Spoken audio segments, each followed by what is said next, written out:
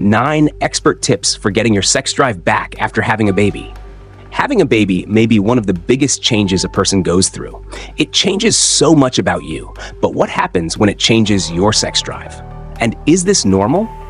There's a huge amount of adjustment after giving birth, physically, psychologically, and socially. Sarah Welsh, gynecologist and co-founder of sexual and intimate wellness brand Hanks, tells Glamour, all of which have a huge effect on your sex drive or lack thereof. Above all, Welsh stresses that any change in libido after having a child is completely normal, no matter how upsetting it may feel. Why does our sex drive change after having a baby? Feeding your baby, changing nappies, washing clothes, and not to mention a severe lack of sleep aren't exactly the best ways to get you in the mood, Welsh says. New mothers often feel that they hardly get the chance to have a minute themselves, never mind quality time with their partner. You might find that your overwhelming instinctive desire is to care for your new baby, not procreate. This lowered libido essentially serves a biological purpose to make sure you're prioritizing your new baby, not the making of another one. It doesn't just stop there, though. It's important to realize that you're getting to know and love your new body, which can come with complications. It's also common to feel self-conscious about your postpartum body, not just because you might be sore around the vulva and vagina after delivery. This can have a real impact on your sex drive postpartum, Welsh says. Remember, you've grown a baby, carried them inside you, and delivered them to the world. That's incredible. And on top of it all, there's the hormones to consider when it comes to sex after childbirth. After delivery, your estrogen and progesterone levels drop, and this can lead to vaginal dryness, which makes penetrative sex uncomfortable, Welsh explains.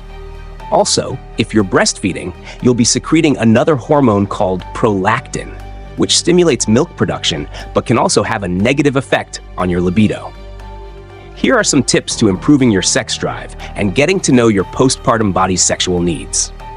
1. Talk to your partner. TV, film, and books tend to represent new fathers feeling frustrated that sex is off the menu for the foreseeable. And that's not always the case, Welsh says. You may be surprised that you both prefer the thought of getting in some zzz over having sex right now, and that's fine. Problems arise when you don't communicate properly, or when you are misaligned and not understanding of each other's needs. 2. Experiment with touch. Get back to basics, Welsh suggests. If the thought of full-on penetrative sex is a bit intimidating, start with cuddles, kisses, soft touch, back scratches, and just being close. These are all things that create intimacy and can slowly build up to sex when you're both ready. 3. Take the time together. It may be tricky logistically when you're tethered to a tiny, screaming human, but solo time without baby or family or other people is invaluable, even for a 10-minute walk or a cuppa on a balcony, Welsh says. Date night may feel a bit ambitious, but if you can sneak one in, even better.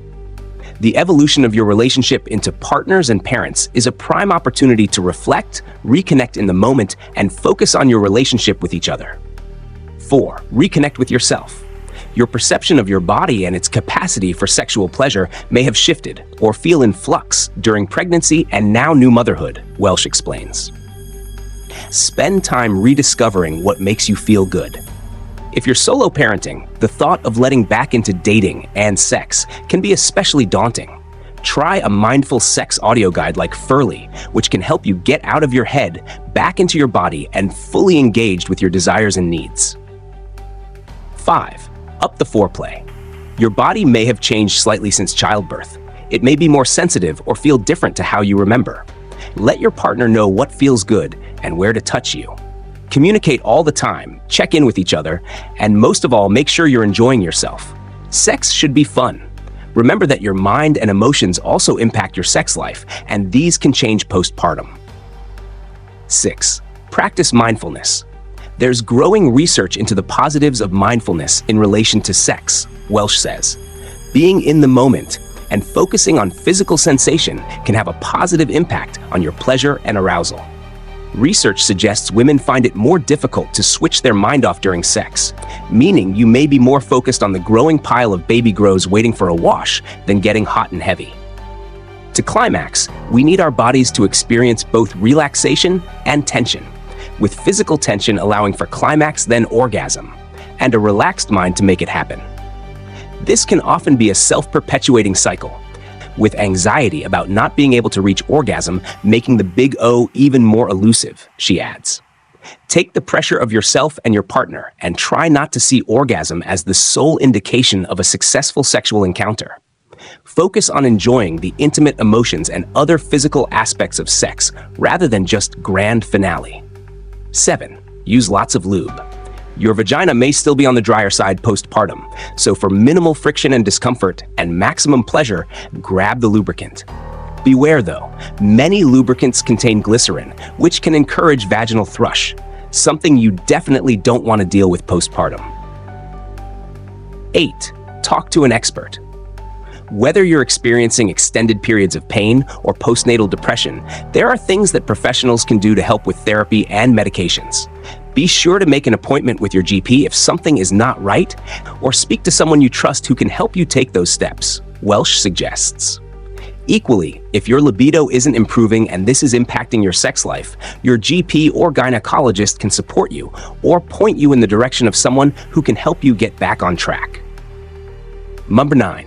Redefine what you mean by intimacy. It's important to remember that you don't need to have sex to still be intimate with your partner and having a strong bond. The most important thing is to make sure you communicate with your partner clearly and both share how you're feeling about getting back to getting it on.